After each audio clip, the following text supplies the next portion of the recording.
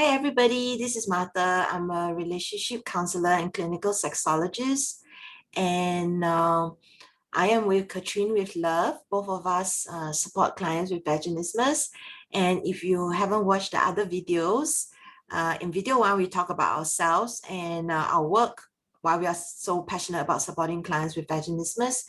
In the second video, I talk about how I support clients with vaginismus. In the third video, Katrin talked about how she supports her clients with vaginismus. And in this video, we want to talk about life beyond vaginismus. So Katrin, any thoughts, successes, life after vaginismus for your clients? Yeah, of course. It's the most amazing thing when I receive emails to celebrate really all the milestones that happened during the vaginismus journey. And some of the most sweet moments have been after when I receive announcements of pregnancy and, we're going to be having a family and my baby boy was born. And that just like, I'm getting a little teary thinking about it because it's just such an amazing part of life for people who do have that as part of what they'd like in their lifetime to be a mother, to have a family, have kids.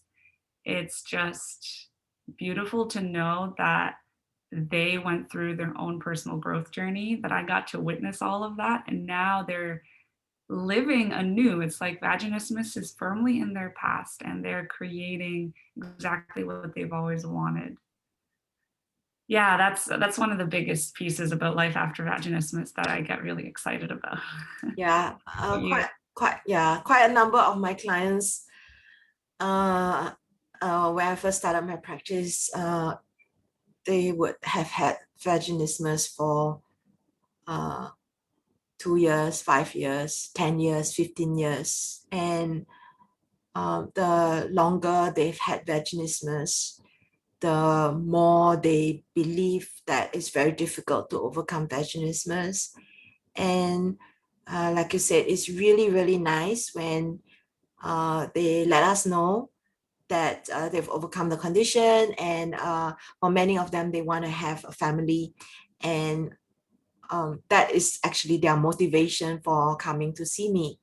So a lot of them will say, we are here because we're ready to have a kid, or we wanted a kid last year. And it's almost as if they are trying to explain, they are convince me that they are really very serious about having a kid, as if that is going to affect how important I feel vaginismus, the overcoming of vaginismus is for them.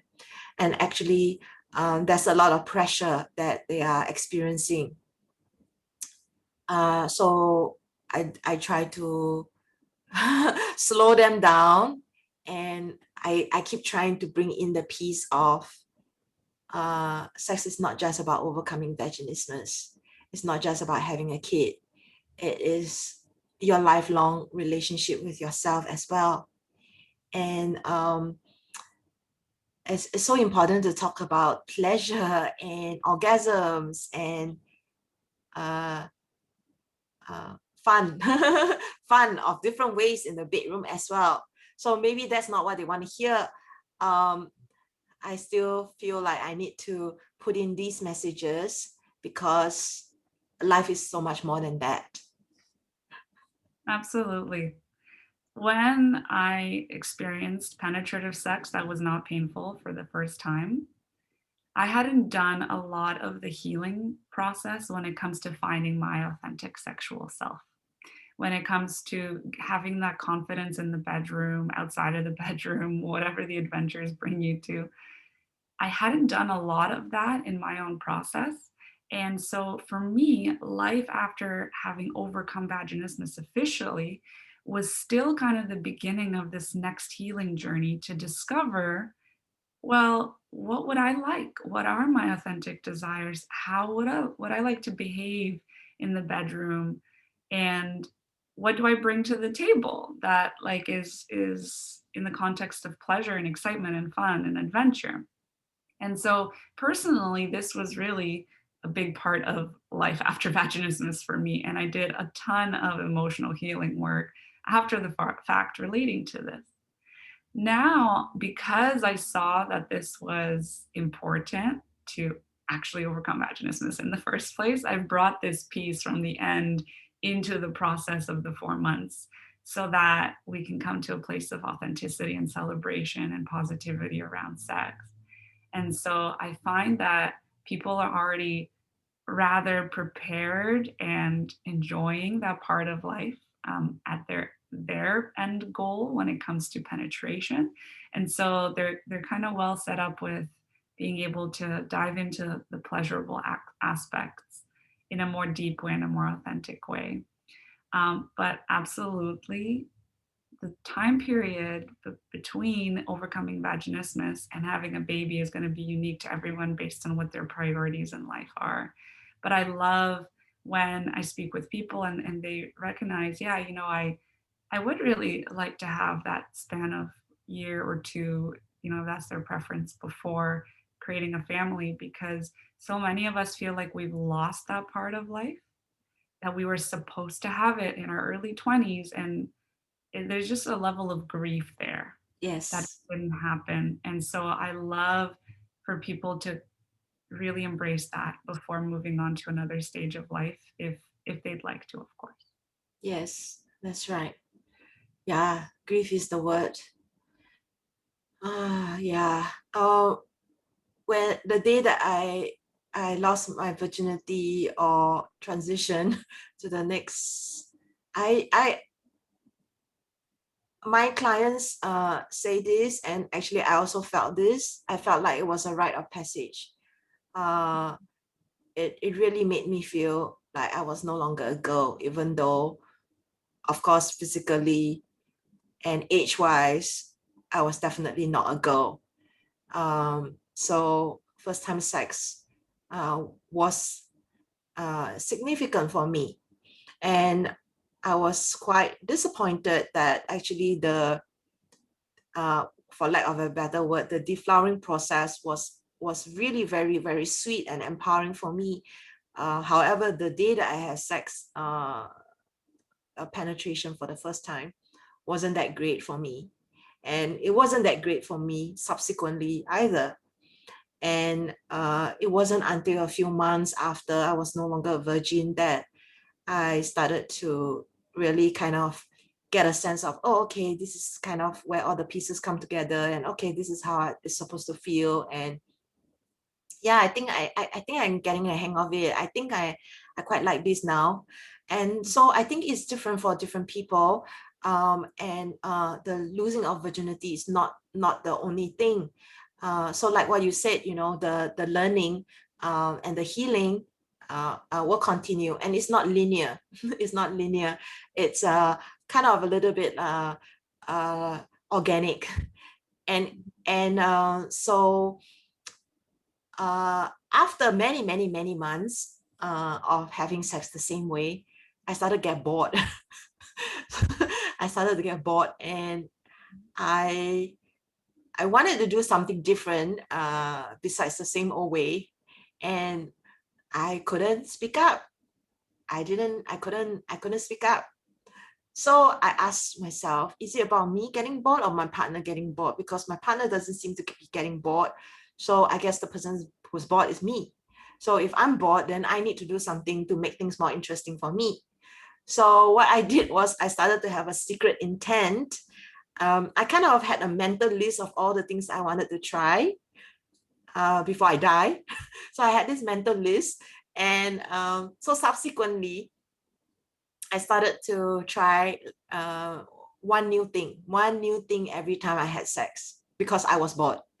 And they were covert operation, secret intent things. So I would try to like put in this new like sex technique, maybe hand job or blow job technique that I read out. So like one new thing, or like a new outfit, or like try to navigate my partner to like a different sex position. So that was how I feel was very much a part of my growth. And then subsequently, it dawned on me that I can't be doing all these covert things I need to get his consent. Yeah. So that's when I learned, like, I try to figure out like how to bring up that. So what I did was, every time after sex, I would ask my partner, so how was it? What would you like to try next time? And then I would, how about we try this next time? Mhm. And then Awesome. slowly but surely, I got through all my sex bucket list. That's perfect. I love that through experience, you kind of navigated your way and, learned about consent and communication. And I'm sure now you share that right up off the bat with people. Yeah, it was a learning, and that's why I totally get how challenging it can be to talk about sex, how shy we are, how awkward it is, how the words just don't seem to come out. It's just about taking small steps and being comfortable with the idea that it is awkward and uncomfortable, and we just need to practice. Yeah, energetically, the self-expression, right? The throat is so connected to our root, our pelvic floor. And it's beautiful when we start to actually move energy in the lower chakras, in our sense of sexuality, our sense of power, that we become more comfortable in speaking, and vice versa. As we start to speak, there's sort of more drive, if drive is the right word, which, anyways, there's more like sexual desire. And so I love when people kind of fall into this place uh, of desire and the desire to speak the desire. It's so beautiful. And also, you mentioned a little bit earlier, I love when people say, "Oh my God, Katrina," like let's say they're on third dilator or the fourth dilator, which is about the time it typically happens. They say, "It feels good. I'm feeling pleasure internally for the very first time." And that's amazing because that's kind of what you mentioned, like maybe a month after your first penetrative sex experience, you started to say, "Oh, yeah, I'm actually enjoying this. I'm getting the hang of it, and this is feeling good."